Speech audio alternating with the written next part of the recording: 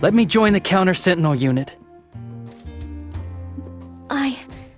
I know I suggested that you join the Southern Forces, but I didn't mean the counter-sentinel unit.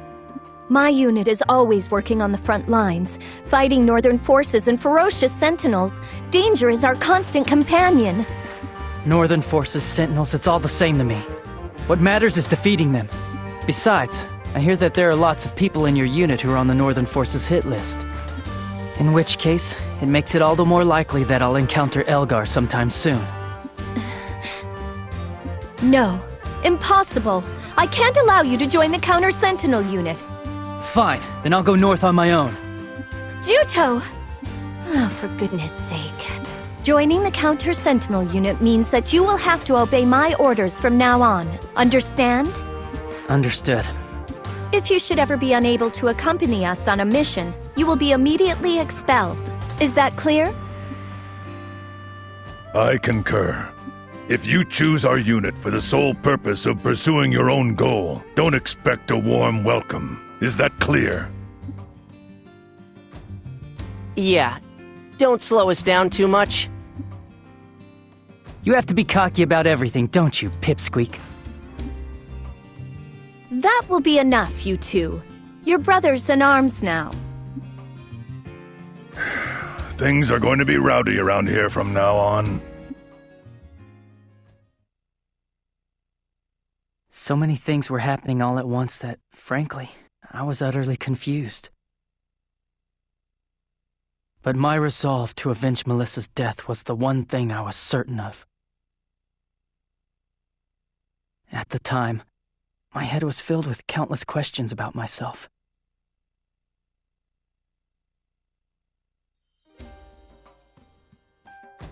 So, has anything unusual happened around here while we were away at Highwind Island? There sure has. While you guys were shooting it out on that island, the rest of us were here fighting a battle at Old Fox Canyon. In the end, we turned tail and ran, though. It was because of the enemy general, Sion Regral, wasn't it? Right. As long as he's protecting the canyon, it'll take more than a half-baked force to take him on. Plus, there's one other annoying problem. Annoying? Werewolves. They teamed up with the Northern forces and attacked the Southern forces. Their condition for working together must have been that all the booty would go to the werewolves.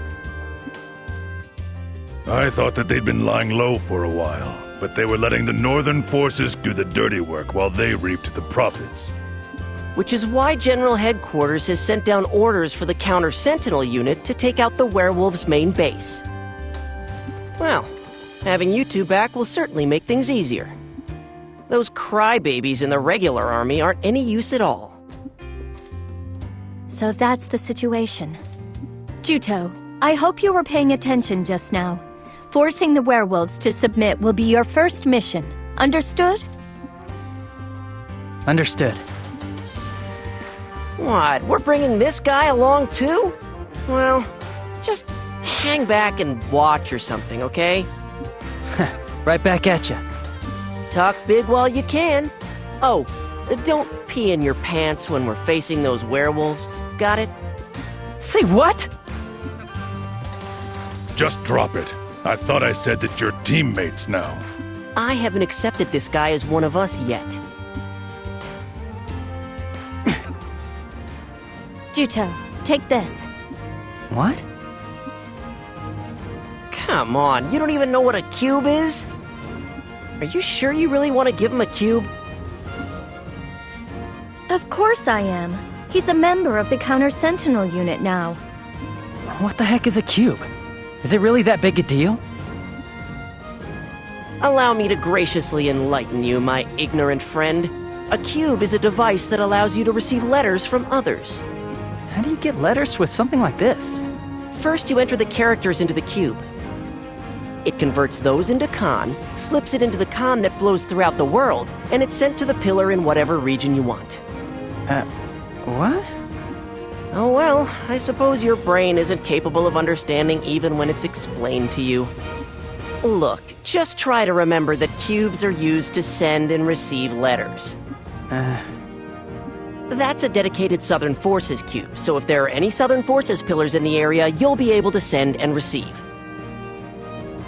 Pillars? The ones you use to save memories? Well, I'll be. You knew that. Pillars make it possible to save human memories by converting them into Khan. The Southern Forces pillars are all interconnected, so the pillars can share information between each other.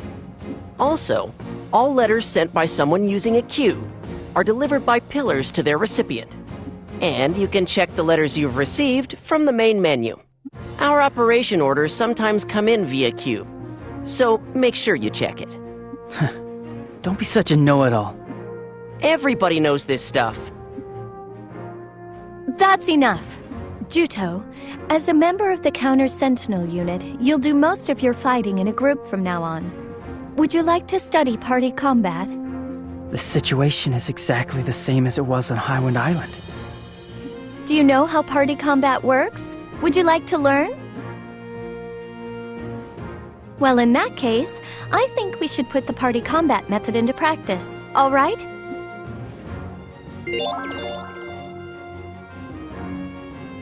All right, I'll teach you how party combat works. Let's try fighting against a claw beast. Right. Argo and Crocell, I know you know this already, but pay attention anyway.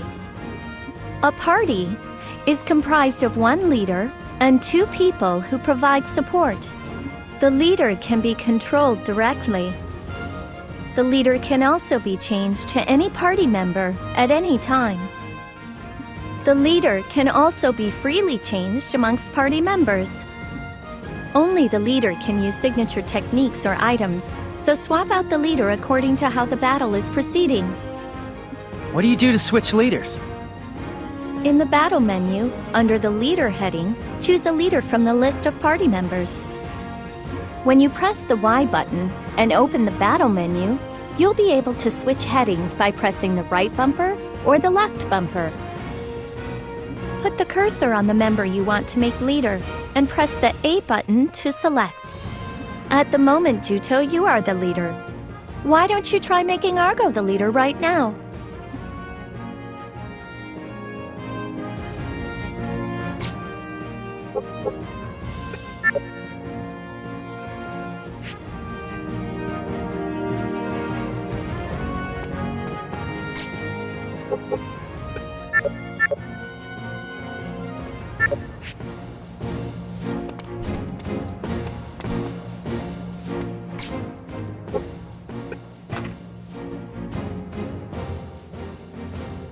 Nicely done!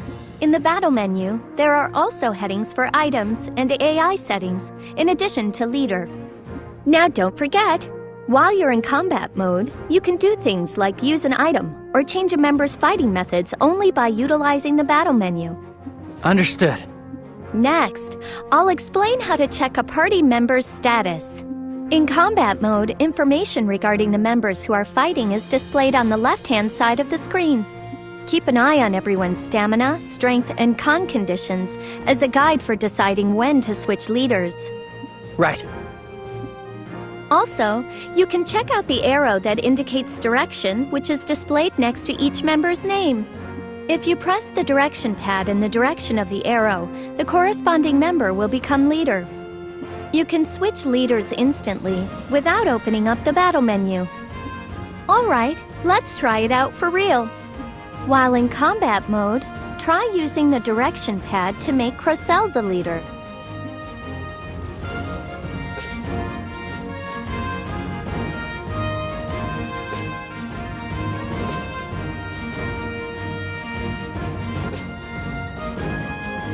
Take your weapon.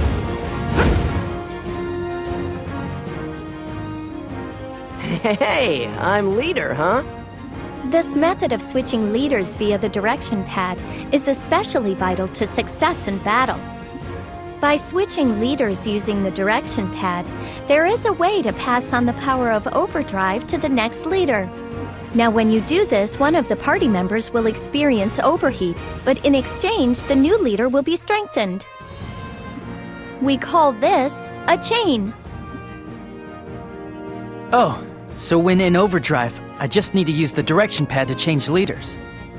That's right, but I'm afraid that just being in overdrive isn't really enough. You need to use a skill while in overdrive, and then when you overheat afterwards, you can simply change leaders using the direction pad. Now then, are you having trouble continuing with the skill after you enter into overdrive? If you're having difficulty, you should be able to use a skill after you've expended nearly enough stamina to enter overdrive. So, I should time my use of skills to when I'm approaching overdrive then? That's right. Crocell is the leader now, so try to have him initiate a chain state with you. Why do I have to work with that bozo? That's an order. Now try it.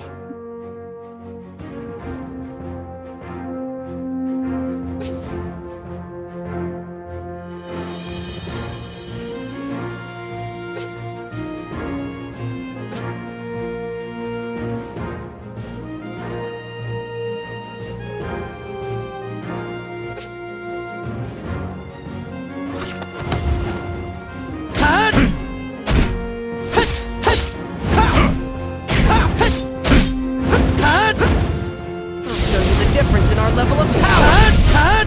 Aren't you? Leave it to me! Alright! That was great time!